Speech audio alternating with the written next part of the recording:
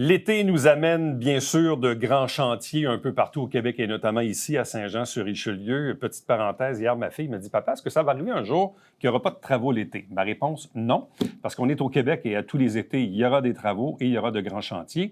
Et bon, vous savez, l'an dernier, on en a eu quelques-uns à Saint-Jean-sur-Richelieu, notamment on a refait l'échangeur Douglas, le carrefour giratoire. On a refait également Séminaire et Saint-Joseph près de la quincaillerie G.H. Berger. Cette année, on est en train de refaire la place publique dans le Vieux-Saint-Jean. On en a parlé d'ailleurs ici il y a quelques semaines pour parler du détail des travaux. Mais l'autre grand chantier de l'année, c'est le boulevard Saint-Luc dans la portion allant du carrefour giratoire Douglas, ce qu'on a refait l'an passé, jusqu'à l'ancien tapis décor à la jonction des rues Champlain et Jean Talon, secteur Saint-Jean et Saint-Luc. Notre invité pour en parler s'appelle Pierre-Olivier Coulombe. Il est ingénieur de projet au service des infrastructures et de la gestion des eaux à la ville de Saint-Jean-sur-Richelieu. Bonjour et bienvenue.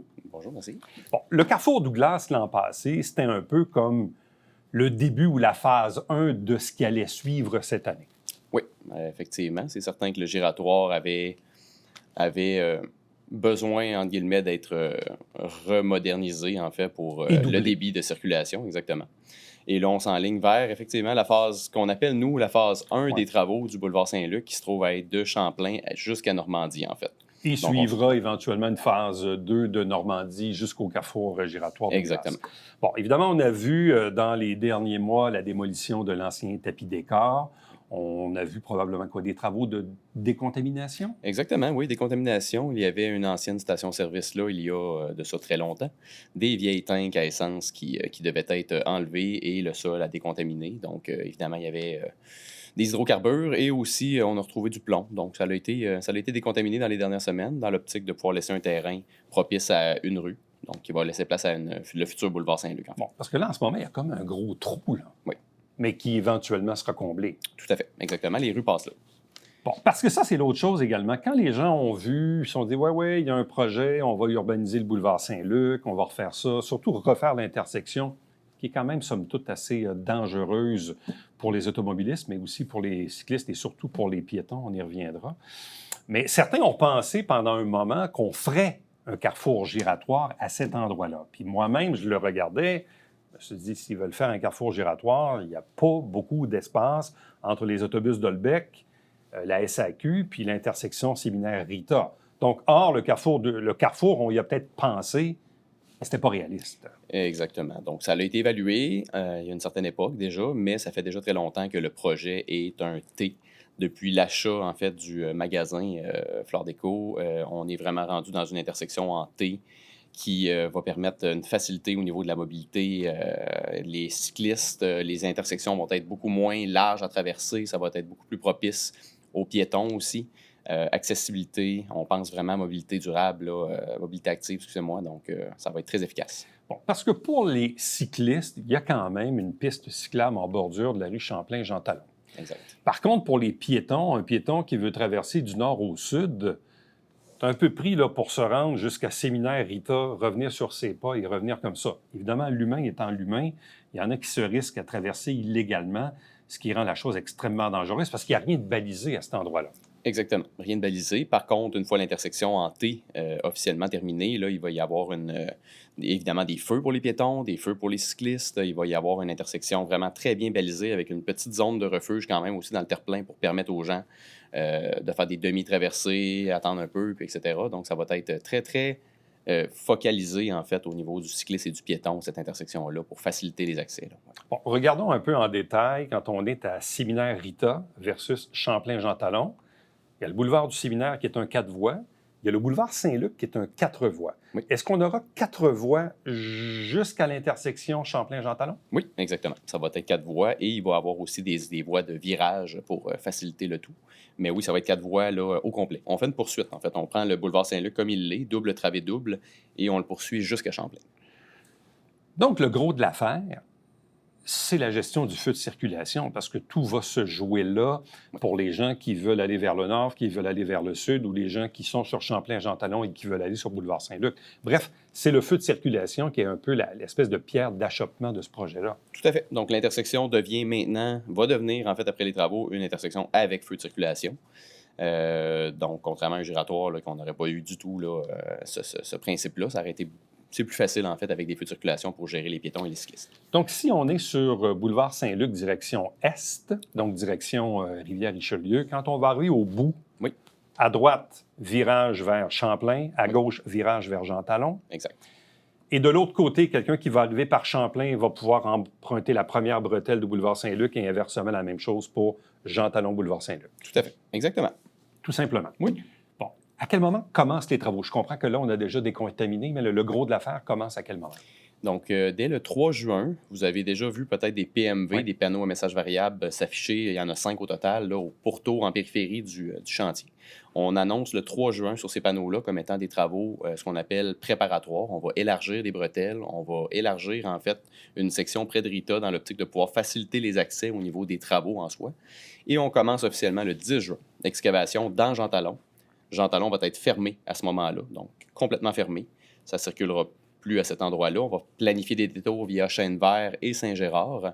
Mais le boulevard Saint-Luc, si on arrive de Champlain vers le nord, va toujours rester disponible à 2 voies. Donc, ça va circuler dans les 2 sens sur le boulevard Saint-Luc. On va préserver les accès au commerce le plus possible, en tout temps. C'est ça notre objectif. Puis, on se permet 2 voies de circulation quand même, mais Jean-Talon est fermé. Bon, on commence ça donc en juin et on en a pour combien de semaines? On fait la travée nord, donc on part de Jean-Talon, on passe devant le Pasquier, on fait toute la travée nord jusqu'à Normandie en premier lieu, excavation, les conduites, les réseaux, etc. Et par la suite, on va descendre en bas du coup de la travée sud. Donc on part de Champlain et on fait toute la travée sud jusqu'à Normandie. Donc, ça s'échelonne du 10 juin aller jusqu'à près de février, en fait. Février? Parce qu'on fait des travaux, on va faire quelques petits travaux hivernaux pour la mise en place de feux de circulation, lampadaires, des choses qui se font bien là, en période hivernale. Pas nécessairement de l'excavation, mais ça va être des petits travaux là, de surface là, qui vont aider à la finition du projet au printemps. Bon, il y a ce que nous, on voit en surface. Évidemment, quand on fait ce genre de chantier-là, on en profite aussi souvent pour régler des petits soucis ou des enjeux au niveau des infrastructures. Oui. Les conduites d'aqueduc ou d'égouts sanitaires et pluviales, est-ce que c'est à jour en dessous ou si on doit aussi mettre ça au goût du jour? Donc, c'est pas 100% à jour. Il y a des tronçons de certains réseaux qui sont encore pleinement fonctionnels, qui ont été refaits il y a une vingtaine, trentaine d'années au niveau de l'aqueduc du côté nord. On va le préserver. Donc, ce qu'on est capable de préserver, on va le garder. On n'y touche pas. Par contre, ce qui est à refaire plus au niveau du sanitaire et de l'égout pluvial, il y a plusieurs tronçons qui sont en fin de vie, là, qui sont dans les années 60-70 et qui sont en très mauvais état. Il y en a d'autres qui sont un petit peu mieux, mais grossièrement, tant qu'à faire des petites sections, on le fait au complet, puis on est réglé. Tant qu'à faire la surface au-dessus, on fait tout ce qui est en dessous. Mais si ça date là, de 50-60 ans, ça veut dire qu'il y a des tronçons qui sont non séparés? Non, c'est séparé au complet. C'est séparé quand même, oui, malgré tout. Oui, exact. Bon, on a fait référence tantôt au fameux détour parce que, bon, évidemment, on comprend que ça va durer donc de juin à février, ce qui est quand même une période assez longue, de plus de 6 mois. Exact. Mais les principales contraintes à la circulation, parce que les chantiers, c'est toujours la même chose. Quand on le vit, on trouve ça un peu plate, mais une fois que c'est terminé, tout le monde est bien heureux. Là, il y a un bout, et ça reste quand même un axe nord-sud qui est extrêmement utilisé dans la ville. Oui. Donc, la partie Champlain-Jean-Talon, là, telle qu'on la connaît, ça va être fermé pendant combien de temps, juste ce tronçon-là? Donc, en commençant le 10 juin, on ferme Jean-Talon, c'est certain, pendant quelques semaines, le temps de faire les travaux d'excavation, d'aqueduc et d'égout. Ça, c'est certain. Par la suite, on va y aller en fonction de la disponibilité des sous-traitants qui vont venir faire les travaux par la suite, soit le trottoir, le pavage, etc., terrassement. On ne veut pas réouvrir à la circulation seulement pendant une semaine ou 2 pour modifier les habitudes que les gens vont avoir pris de prendre les détours.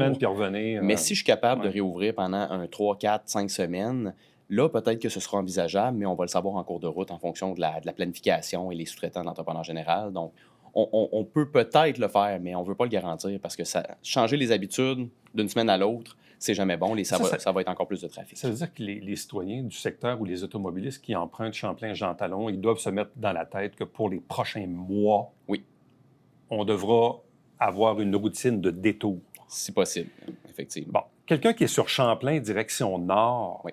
Qu'est-ce qu'on lui suggère? D'aller à Pierre-Caisse, d'aller à Lachance, d'aller à Cailly? On lui suggère d'aller à Pierre-Caisse, de préférence, exactement, donc pour emprunter séminaire, parce que pendant les 3-4 premiers mois des travaux, quand on va être du côté nord, au bout de séminaire, ça va rester accessible pour tourner sur Saint-Luc. Donc les gens, si on les emprunte, ils empruntent Pierre-Caisse.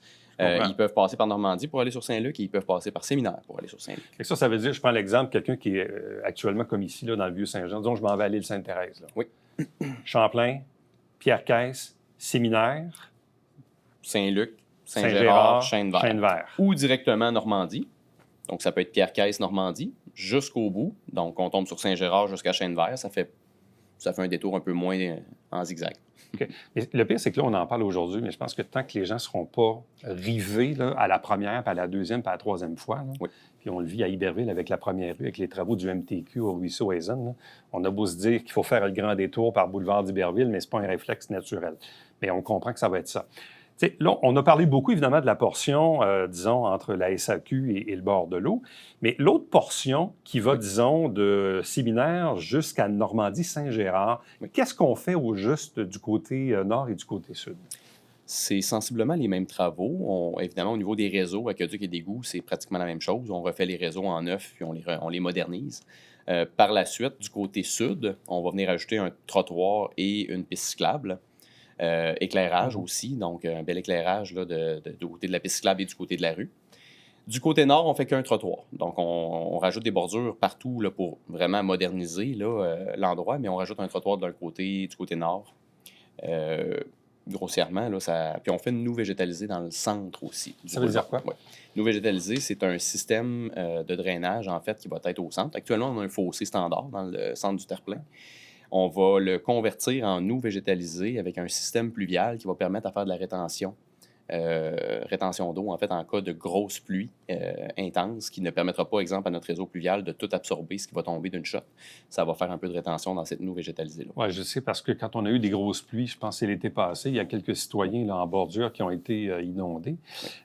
Petite parenthèse par rapport à la piste cyclable, parce que de mémoire, je pense avoir entendu au conseil de ville à l'époque qu'il y avait un petit enjeu de par le fait que la piste cyclable actuellement sur Normandie, elle est dans le terre-plein de Normandie. Oui. Et que là, il y avait un enjeu par rapport à l'embranchement de la future piste cyclable. Oui. Est-ce que ça se trouve à être redessiné? Oui, bien c'est sûr que pour la phase 1, on arrête juste avant Normandie. Donc, nécessairement, le fit avec la piste cyclable de Normandie ne sera pas complété dans la phase 1 qu'on va faire cette année et le début de l'année prochaine. Dans la phase 2, par contre, effectivement, il va y avoir un réaménagement là, pour aller concorder avec la piste cyclable de Normandie. Parce que la phase 2, une fois qu'elle va se faire, ultimement, ça consiste à urbaniser puis à mettre des trottoirs des deux côtés jusqu'à Douglas, là, en gros. Exactement. On va aller se raccorder à Douglas pour que ce soit ce qui a été entamé, on va venir le finaliser là, avec le même concept, en fait, de plateforme routière. Oui. Bon. Revenons peut-être à la première partie là, que vous allez faire cette année.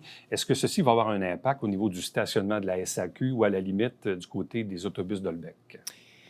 En réalité, ce qu'on fait, c'est qu'étant donné que les bretelles actuellement sont très évasées, très larges, nous, on vient vraiment rétrécir, si on veut, le boulevard. Donc, une grande partie d'emprise qui appartient à la ville, à cet endroit-là, qui va devenir des terrains gazonnés, si on veut, là, puis on va voir ce qui est possible d'être fait avec ça.